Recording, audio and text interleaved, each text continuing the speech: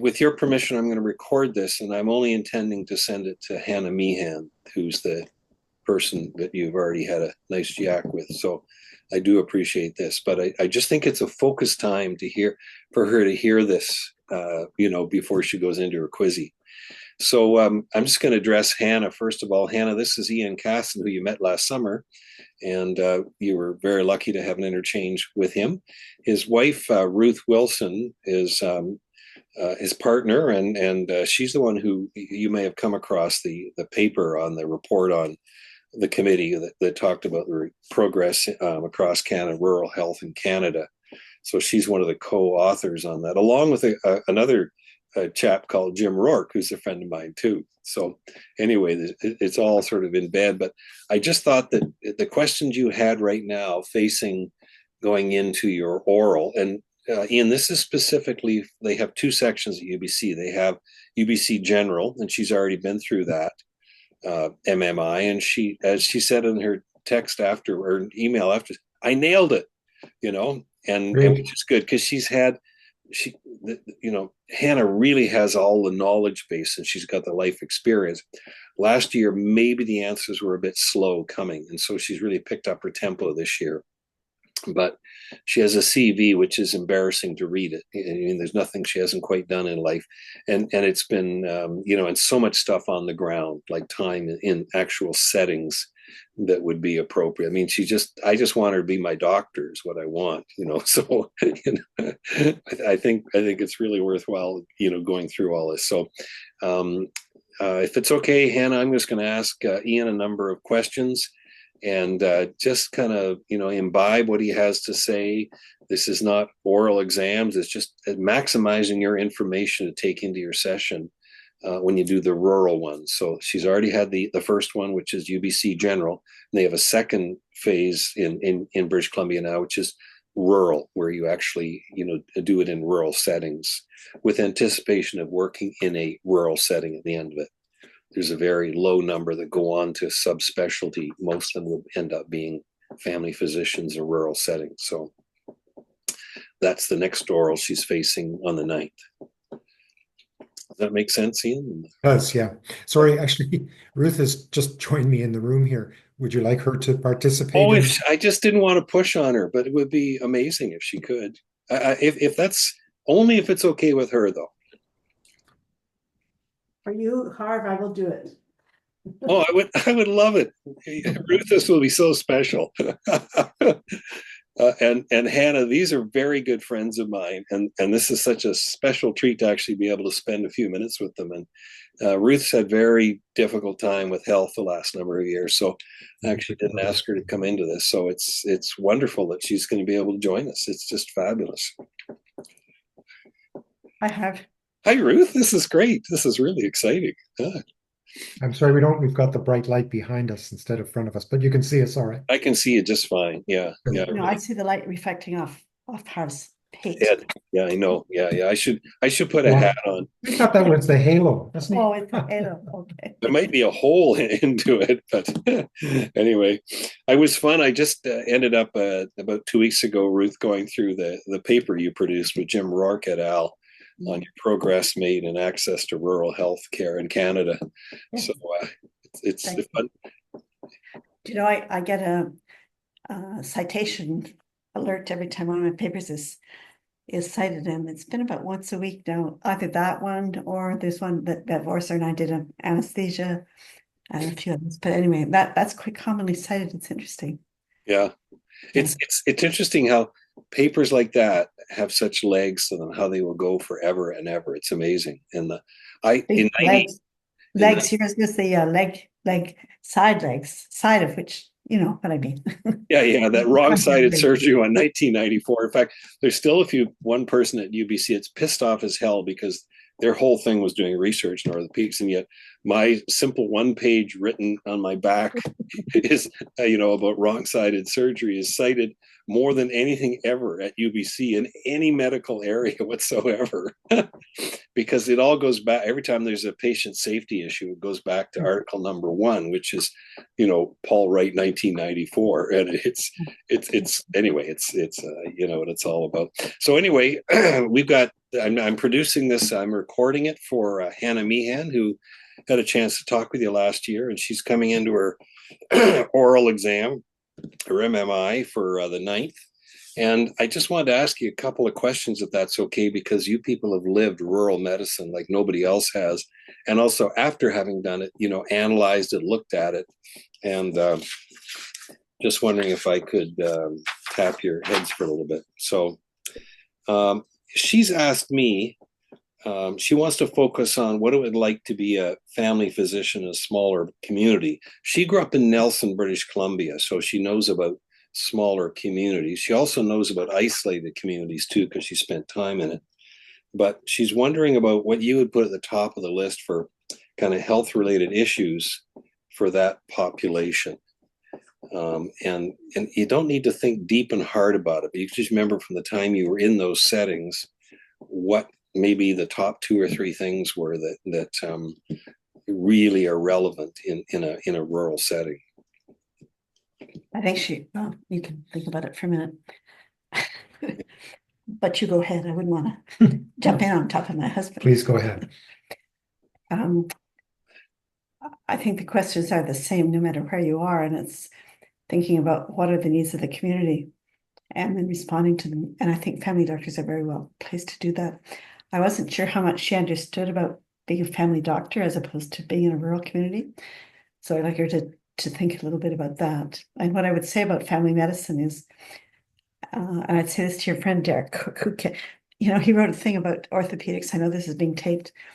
He wrote a thing about OA, and he said that the problem was mainly that primary care practitioners either didn't know or didn't care enough. And he said that twice. He said it 4 times in his article. I read it. Anyway, yeah. Yeah. By the time he and his wife came to see me, that he'd taken that out. But this disdain of family doctors has got to stop. And Hannah needs to think about, does she want to be a family doctor and be subject of disdain, but know that her skills will be way more useful that if she's a family doctor than any other specialist in the north in small communities. And the variety of problems that you see is the same as the variety of problems anywhere, with the added acuity of geography and weather and not having specialist backup and the resources. And I used to tell myself, well, there's probably lots of doctors there are lots of doctors who could handle this better than me, but they're not here. And I'm the only one who is, so I'll do my best. Yeah. What would you say? Yeah, no, I agree with all of that. I'm just going back to try to get the sense of Hannah's question. Do you want to just ask it again, or do you know what she's getting at there, Harv? I don't. Well, first of all, she's trying to figure out what she's going to be asked by the group. I mean, to be quite honest, what are the top checklist things they're going to ask about up there? To my mind, and I've spent a lot of time thinking about this and going through it, I would just wonder if you can tell her, maybe to start off with, what it's like to work in a rural or very small setting as far as the team goes, like the importance of integrating, what nursing resources you have, what you have in the community, just some hints about tapping things that really work, from the best interpreters, the best translators, how do you integrate that to be a very good and functional physician in a smaller setting? And I know it's going to vary from place to place, but one of the things I was impressed with working in the places we did was the importance of a huge variety of people. And in a way, we had existing already in small communities a sense of team practice.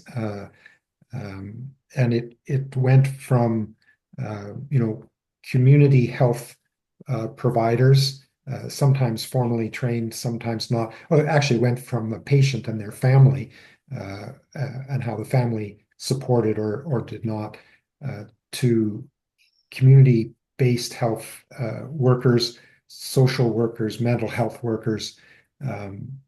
If you were in an office or hospital setting, then receptionists and nurses, and in addition, your colleagues were a very important part of the team that you were sort of interdependent with. There was always a sense that some things, and your colleagues and the other people know other things, and and you one of the joys, in fact, of working in a small town or small setting was that you made use of all those different things, and you pulled out the irons from the fire and for some of them times, and they pulled it out for you lots of times.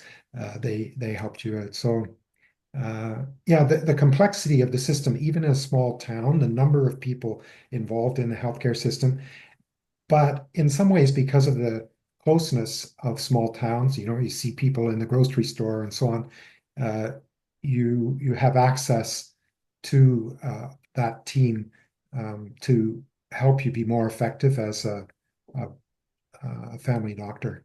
Mhm. Um, yeah, so that's one feature of being a family doctor in a small town. I wouldn't over romanticize it though. The team is pretty small too.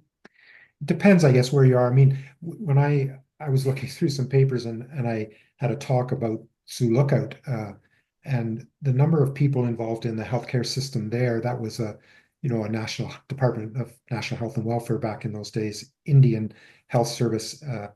But there were really dozens of not dozens, a couple dozen categories of people who were, of which I was one as the family doctor. But there were only four when I first went up, four family For doctors. family doctors, but there were community health reps in each of the community. There were nurses, nurse practitioners, nurses with midwifery skills in the isolated communities. There were, transportation coordinators. There were all these people. I think are worth thinking about uh, when you think about your role as a family doctor. And I would often say to residents that the best thing you could do in the first couple of weeks that you were in a new community was go around and visit all the agencies, visit the pharmacy, and get to know face to face those people, which you can do in a small town that you can't do in Mhm. a larger place, so that you could make use of those resources on behalf of the patients who came to see you. Yeah. Yeah. But So even more so, I think Hannah's got to think about, does she really want to do this or not? Well, We talked, we don't really know anything about Hannah's, and I I don't. think she's very dedicated to doing it. She grew up in Nelson. She likes the smaller settings. She okay. And understands to that come, and she's also tough as nails. I mean, she was part of the national cross country ski team, travel on her own, very resourceful.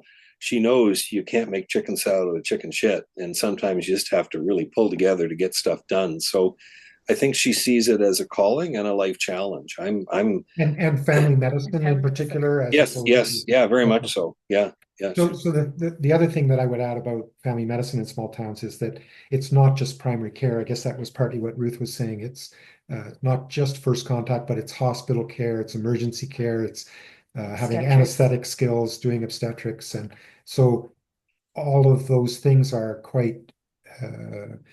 Now, you still, if there's a group of doctors, you don't have to do all of those things yourselves, but you have to share all those secondary care resources and get the training in order to do those things amongst your colleagues.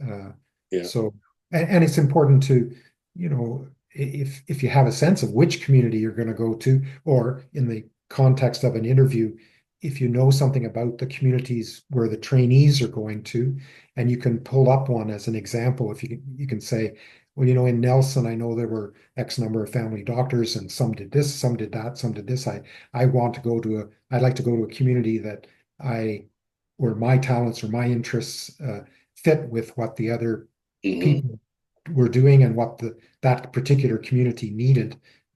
Then I think Yeah. that's a smart way of Yeah. planning an answer.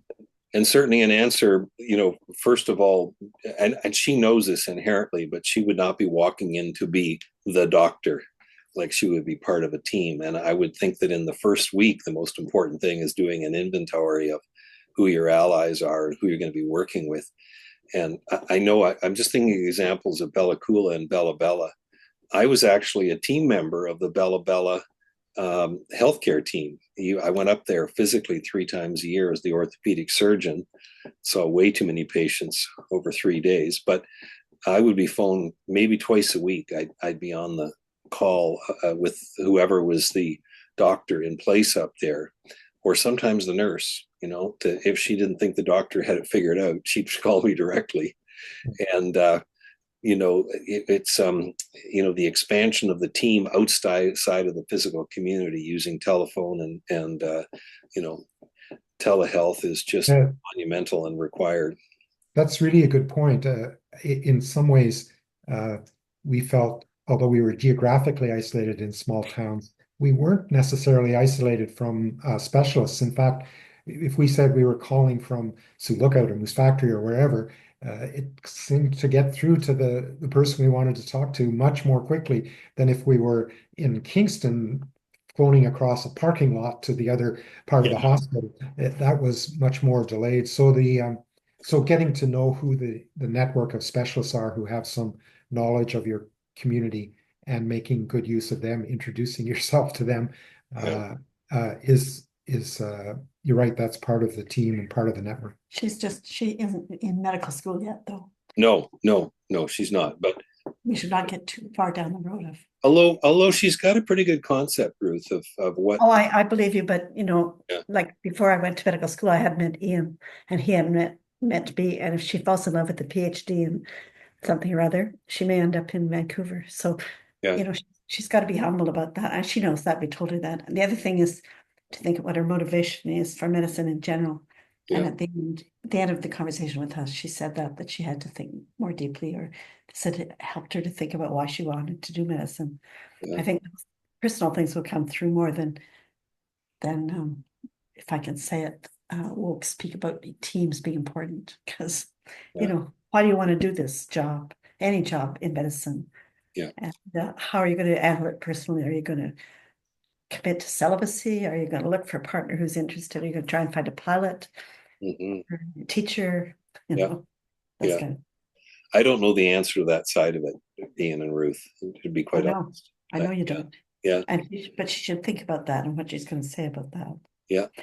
Could I possibly put you in a smaller setting like Bella Bella or Bella Coola and ask you about you as the physician in this situation when you've had your first, say you're in Bella Bella, okay? You worked in Bella Bella, didn't you, individually? Cool, actually, but Well, Bella Coola, were you Little never? bit Bella. I did some anesthesia in Bella, and so did you. Okay, but anyway, a smaller setting like that. So Hannah, we're talking a small First Nations community. They're non First Nations there too, but basically one physician is there at a time. And you've just had come to the nursing station a fentanyl overdose. So I'm not expecting you at this stage to know how to manage, although everybody should know how to manage a fentanyl overdose. So, but I'm just wondering what you would look at enacting once it's been recognized. So you know that the drug fentanyl is in town. So what's your role as the physician in this small setting at this point? What are your sort of plan of action? What would you be doing? And she may be asked this question. This is not unrealistic. And the fentanyl overdose has just come into the small hospital. Yeah, the clinic. Yeah, And still, dealt with, sorry. Yeah, still it's still breathing, but as an overdose. And one of the friends has said, yeah, they took this medication. They're pretty sure it's fentanyl, and they respond to Narcan. So and they do quite well actually. But so now that you know it's around town, there's going to be more of it. As the physician, what's your next action you would take in the small setting? I'm not trying to make an exam question for you, but just No, but Hannah knows the CanMed's roles, so she should cling to those when she's in an interview, and she'll roll them out. The advocate, the educator. She knows those roles. Communicator. It may not if she's not in medical school yet. Oh, she's not in medical school. I'm sorry. I apologize. We keep switching back and forth between Right. med school and residency, I guess. Yeah, no, you're right. But they're CanMed's roles. So the CanMed's roles, if Hannah, you're not familiar with them, are worth looking up, and they categorize the variety of actions that one could, or perspectives that one could take. We've just named a couple of them. It's interesting that they came from a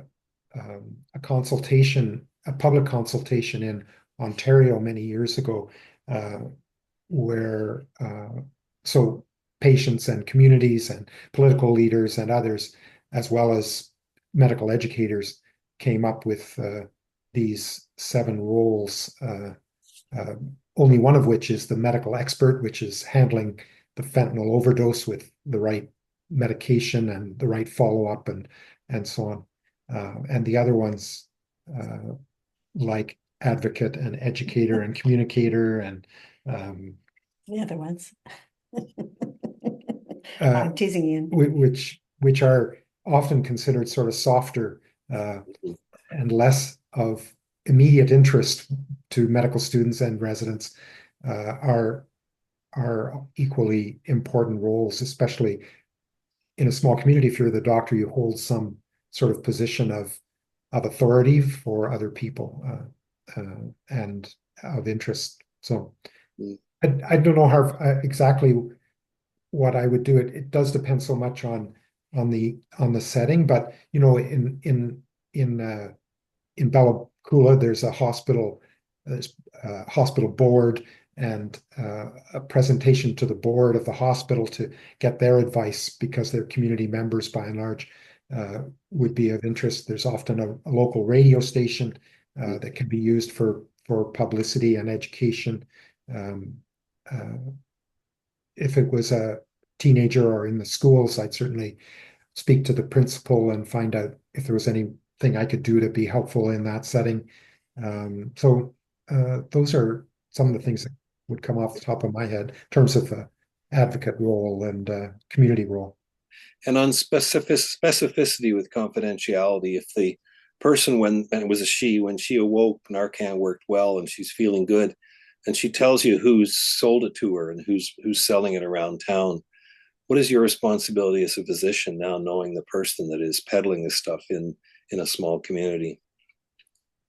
Your confidentiality is with the patient, not with the perpetrator. Right. So let's listen to that really carefully, Hannah. Your confidentiality is with the patient, not the perpetrator. So, and this is a really good question, Ruth. Thank you very much for your response with that. And breaking the confidentiality requires the consent of the patient to go beyond it with any specificity or any way that could be tracked back to the patient themselves. I mean, I think you can do general educational efforts without mentioning the individual involved. I'm not sure whether you have I don't think you have an obligation to go to the police, but if you did, you could say, I have a patient, sex unspecified, who had a fentanyl overdose, and he or she, they named, yeah. named You Canada only, they Canada only, yeah. Yeah, they named Harbright as the holder of the fentanyl or whatever. Yeah. With any luck, you'd be able to work with the patient and get their consent to take it. Why? The patient might be too afraid. Yeah. So if they were, then you'd have to be careful not to betray the confidentiality if that was their condition that they agreed to. A funny story. Bev had a patient in the OR, and they were going to put a rectal probe in, or a rectal thermometer, and found the drugs up the rectum. And so the nurse said, well, what should we do with these? And Bev said, send it to the lab, foreign body in rectum. Yeah. Yeah. Yeah. I thought, oh, because is that the answer that kind of answer you were looking for? I'm sensitive to this being as you say, perhaps yes. Yeah. She has to make some decision on what she would do in a situation like that. And I think that's, she'd have to define that it's situational, but there's a huge responsibility also to the community if somebody has been identified like this. I mean, I personally had somebody confess to a murder in front of me once in an ICU. That was pretty touchy, I'll tell you. But in the end, the information did stand. I had to go to court, and it was the only leading evidence to admission to the murder, having undertaken it, because it was denied after that by the person. They were found guilty. Anyway. Sure. Sometimes there's another thing that comes up: murder, assault. Yes. And it's not for you to judge the veracity of it, right? Necessarily, but as long as you protect your patient, right? Yeah. And so often the police will do their own investigation too. If there's RCMP or a mounted police in this setting, they will do their own investigation from verified leads. And everybody wants to try to cut the source off for drugs in a smaller setting if they can. Is his name Trump? I think his name's Trump. Huh? One exception to the rule, I guess, about patient confidentiality, Hannah, is if you're aware someone's life is in danger, the patient or someone else, and also in the case of a child um, abuse. I think in every province, I guess I can't swear to that, but certainly in all provinces I've been in, yes, you are. Yeah, the statutory responsibility for doctors to inform Children's Aid Society or the equivalent of any suspicions of child abuse.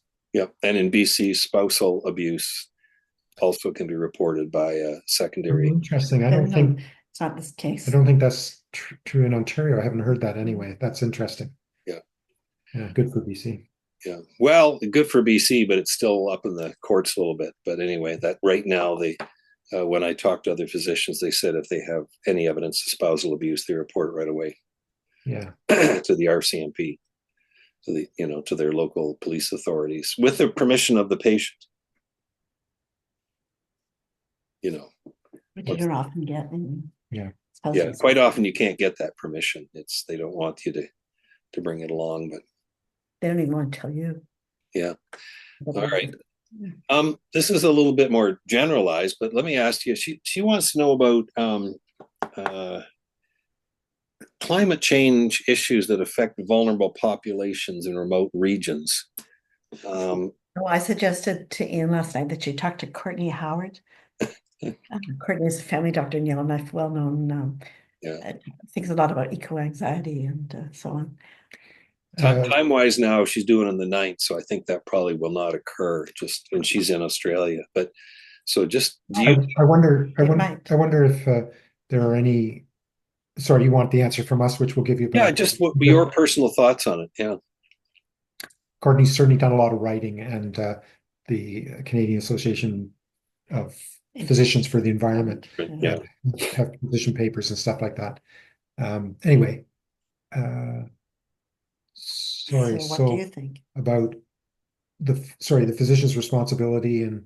Well, no, just awareness of climate change and how it leaves these vulnerable populations. What are the effects? Just to make sure she's switched on to it. Like the whole thing about permafrost changes and even buildings and settlements that no longer remain in place. Just ice for transportation on snow roads, and suddenly we've got much less transportation in the north because of ice roads not going in.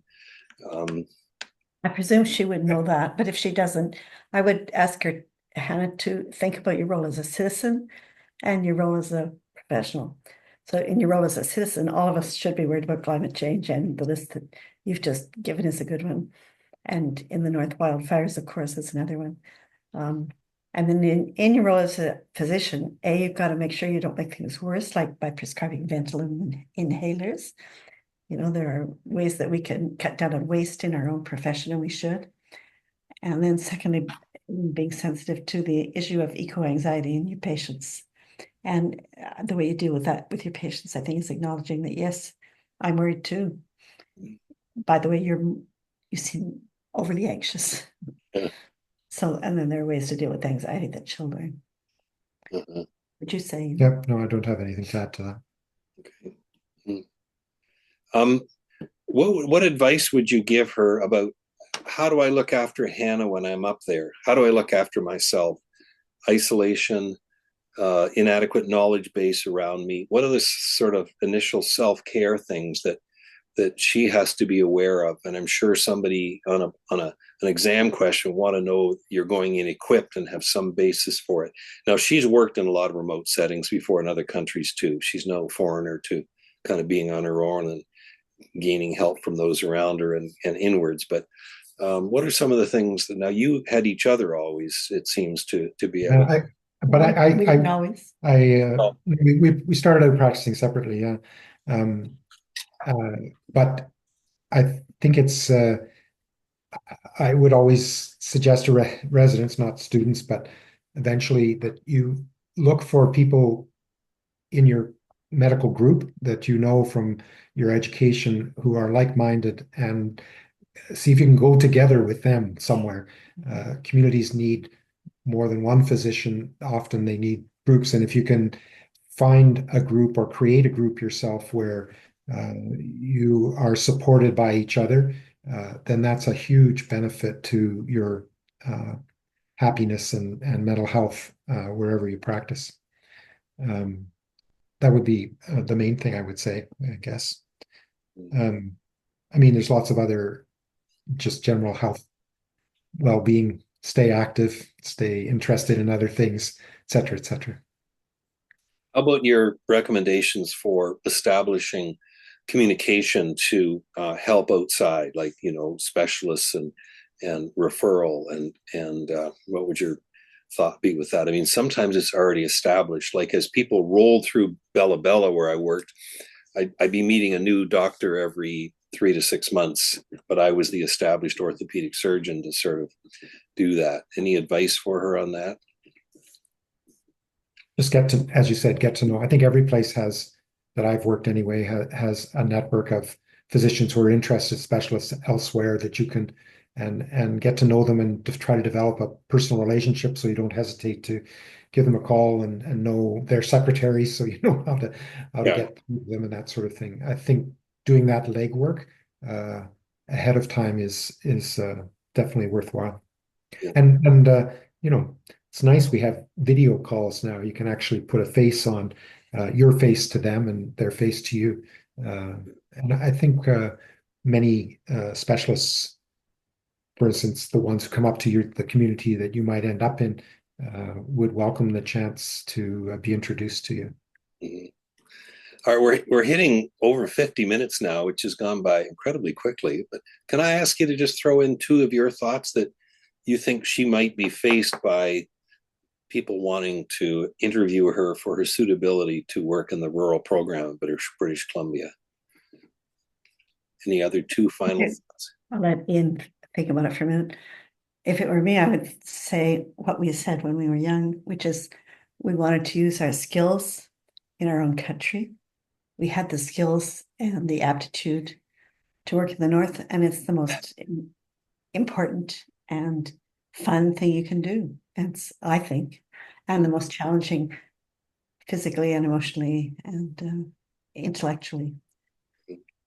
So, you know, good Good idea. words, Ruth. It's not a hardship. It's not a hardship to go north at all.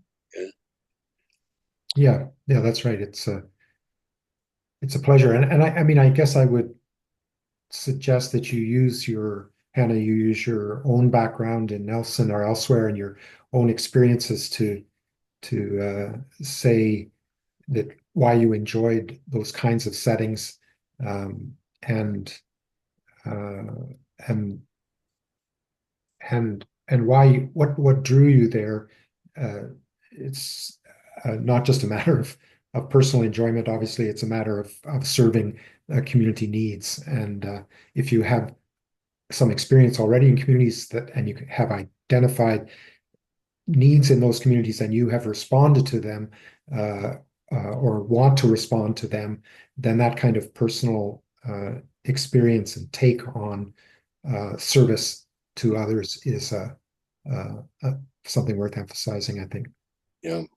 Hannah, I've watched her over the last year or so with the different exams, and she's now the queen at when the question comes to her. I shouldn't say queen. She's the superb leader in this.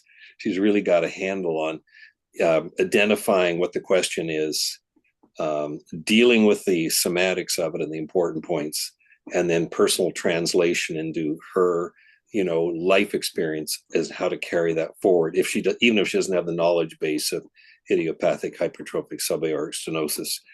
She knows the principles in it, and her personal translation is really good because she has a lot of life experience in it. So Well, good. I'd like you to be my doctor too, Hannah, then. Thanks. yeah. Yeah, I do. Anyway, I'm going to turn the recording off right now and just chat for a second if that's okay.